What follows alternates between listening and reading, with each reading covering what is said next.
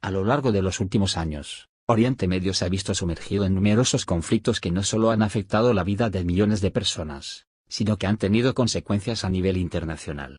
Los siguientes mapas ayudan a entender mejor la situación actual de esta región. Los siguientes mapas ayudan a comprender mejor el contexto y los conflictos que moldean la realidad político-social de Oriente Medio.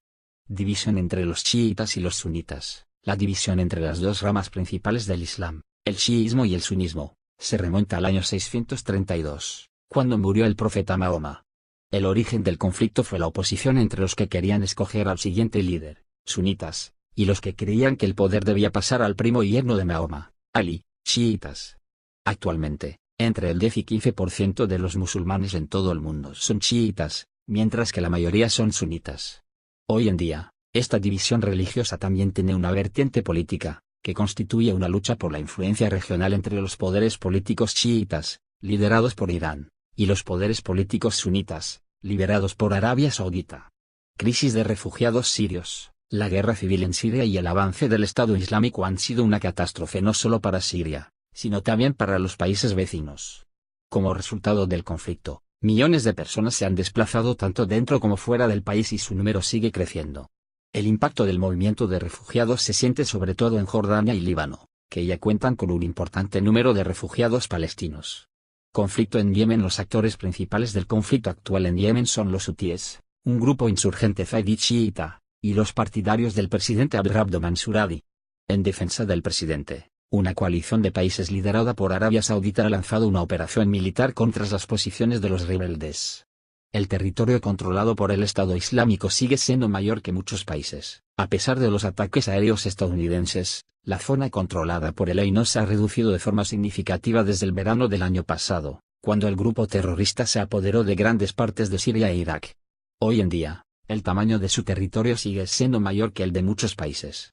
A pesar de la pérdida de Tikrit, el EI sigue controlando grandes territorios en Irak, aunque las fuerzas iraquíes han tomado bajo su control la ciudad de Tikrit. Después de varias semanas de ataques por tierra y por aire, en poder del EI permanecen grandes zonas de Irak. Los líderes iraquíes aseguran que el segundo paso será la liberación de la provincia de Anbar, situada en el oeste del país, donde más de la mitad del territorio sigue en manos del grupo terrorista. Pese a los ataques aéreos, el EI aumenta su territorio en Siria, a diferencia de Irak. Desde el inicio de los ataques aéreos por parte de Estados Unidos, el EI ha incrementado el territorio bajo su control en Siria. No obstante, según expertos, la expansión del grupo terrorista no se debe únicamente a la eficacia de su conquista militar, sino también al hecho de que varias fuerzas rivales que luchaban contra el EI finalmente han sido convencidas para unirse al mismo. Poblados israelíes en Cisjordania. Desde 1967, los israelíes se han ido adentrando en Cisjordania, tanto por motivos religiosos como porque querían que esta región perteneciera a Israel o porque tenían acceso a viviendas más baratas gracias a los subsidios. Lea también. ¿Colonias israelíes en Palestina, crimen de guerra o herramienta de represalia?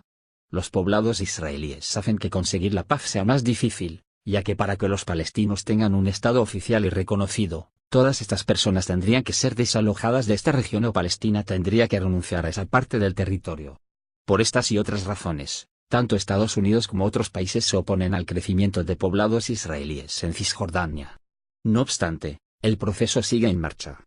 Posibles ataques que podría lanzar Israel contra centrales nucleares de Irán. Posibles ataques que podría lanzar Israel contra centrales nucleares de Irán. Reuters. A lo largo de años anteriores, los medios de comunicación y los analistas reflexionaron mucho sobre posibles ataques aéreos contra las instalaciones nucleares de Irán por parte de Israel. Una de las hipótesis distinguía tres rutas, del norte, del centro y del sur, para dichos ataques.